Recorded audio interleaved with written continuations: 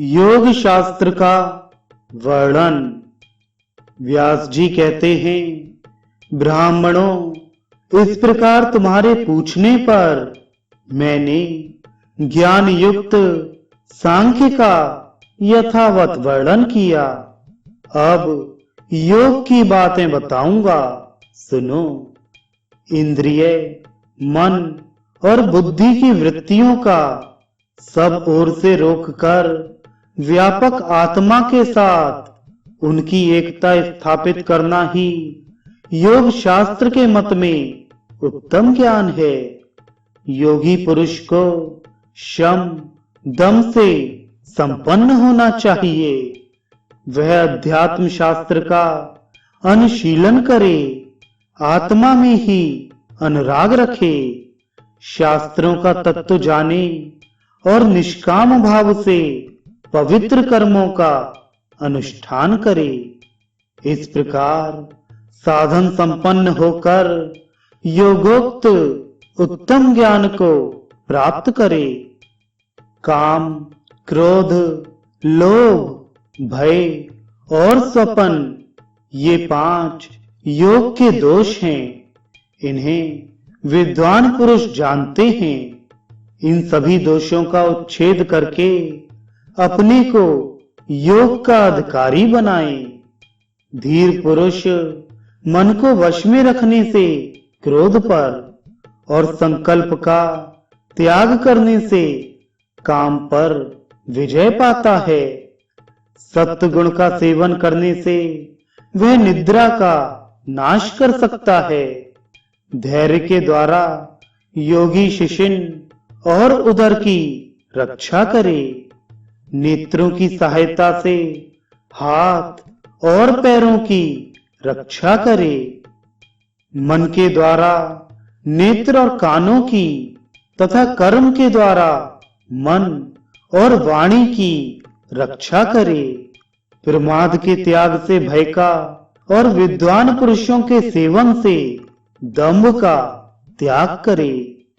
इस प्रकार योग के साधक को आलस्य छोड़कर इन योग संबंधी दोषों को जीतने का प्रयत्न करना चाहिए। वह अग्नि, ब्राह्मण तथा देवताओं को सदा प्रणाम करे।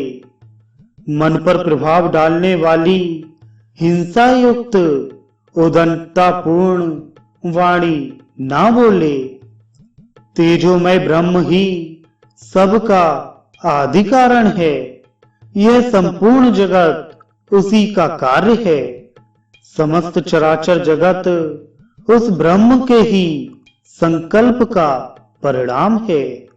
ध्यान, वेदाध्ययन, दान, सत्य, लज्जा, सरलता, क्षमा, शौच, आत्मशुद्धि एवं इंद्रिय संयम, इनसे तेज की वृद्धि होती है और पाप का नाश होता है। योगी को चाहिए कि वह संपूर्ण प्राणियों में समान भाव रखे। जो कुछ मिल जाए उसी से निर्वाह करे। पाप रहित, तेजस्वी, मिताहारी और जितेंद्रिय होकर काम और क्रोध को वश में करके ब्रह्म पद का सेवन करे। योगी रात के पहले और पिछले पहर में मन एवं इंद्रियों को एकाग्र करके ध्यानस्थ हो मन को आत्मा में लगाए। जैसे मशक में एक जगह भी छेद हो जाने पर सारा पानी बह जाता है, उसी प्रकार यदि साधक की 5 इंद्रियों में से एक भी इंद्रिय विकृत हो, विषय की ओर चली जाए, तो वह अपनी बुद्धि और विवेक खो बैठता है।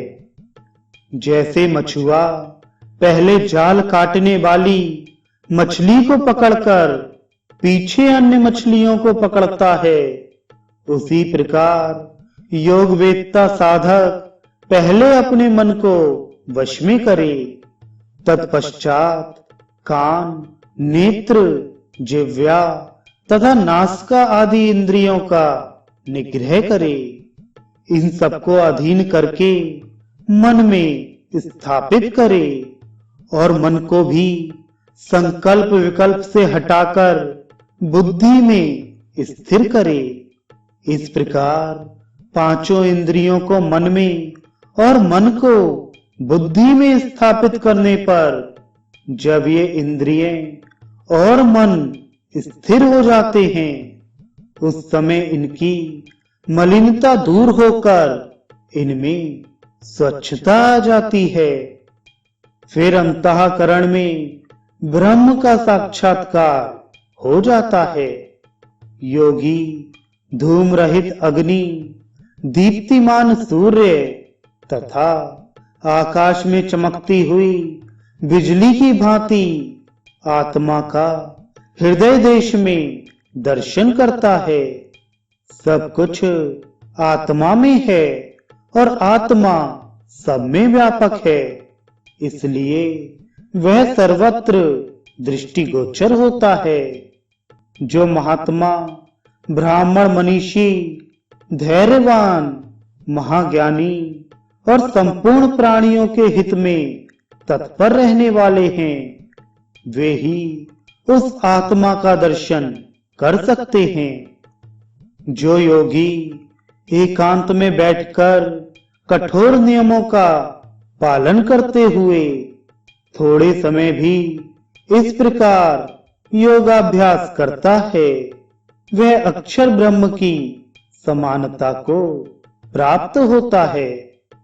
योग साधना में अग्रसर होने पर मोह, भ्रम और आवर्त आदि विघ्न प्राप्त होते हैं। दिव्य सुगंध आती है, दिव्य वाणी का श्रवण तथा दिव्य रूपों के दर्शन होते हैं। अद्भुत बातें देखने में आती हैं। अलौकिक रस और स्पर्श का अनुभव होता है। इच्छानुकूल सर्दी और गर्मी प्राप्त होती है। वायु की भांति आकाश में चलने फिरने की शक्ति आ जाती है। पृथ्वी बढ़ जाती है और उपद्रवों का अभाव हो जाता है।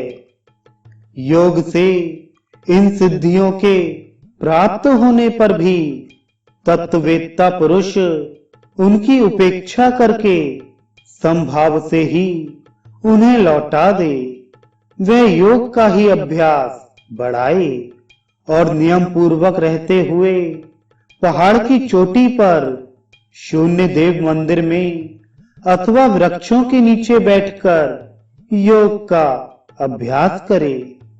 इंद्रिय समुदाय को संयम में रखकर एकाग्र चित्त हो निरंतर आत्मा का चिंतन करता रहे। योग से मन को उद्विग्न ना होने दे। जिस उपाय से चंचल मन को रोका जा सके, उसमें तत्परता पूर्वक लग जाए और साधना से कभी विचलित ना हो। अपने रहने के लिए शून्य गृह को स्वीकार करे, क्योंकि वहां चित्त एकाग्र रह सकता है। योग का साधक मन, वाणी अथवा क्रिया द्वारा भी कहीं आसक्त ना हो। वह सबकी ओर से उपेक्षा का भाव रखे, नियमित भोजन करे तथा लाभ और अलाभ को समान समझे। जो उस योगी की निंदा करे और जो उसको मस्तक झुकाए, उन दोनों के प्रति वह समान भाव रखे।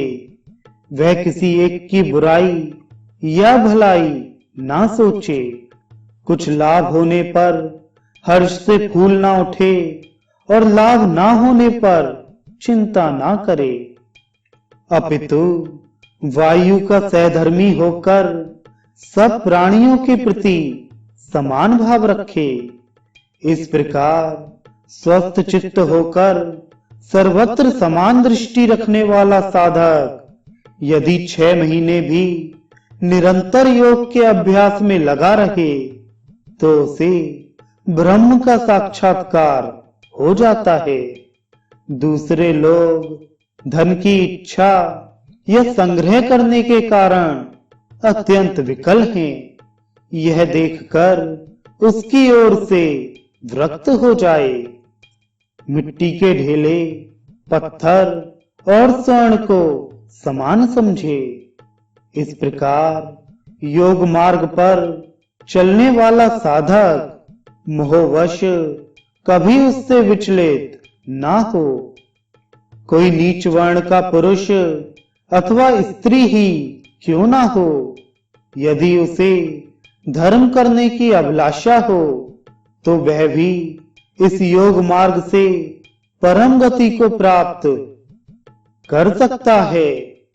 योगी पुरुष अजन्मा, पुरातन, जरावस्था से रहित, सनातन, इंद्रियातीत एवं अगोचर ब्रह्म को प्राप्त होते हैं। जो मनुष्य पुरुष इस योग की पद्धति पर दृष्टिपात करके इसे अपनाते हैं, वे ब्रह्मा जी के समान हो उस उत्तम गति को प्राप्त करते हैं, जहां से पुनः इस संसार में नहीं आना पड़ता।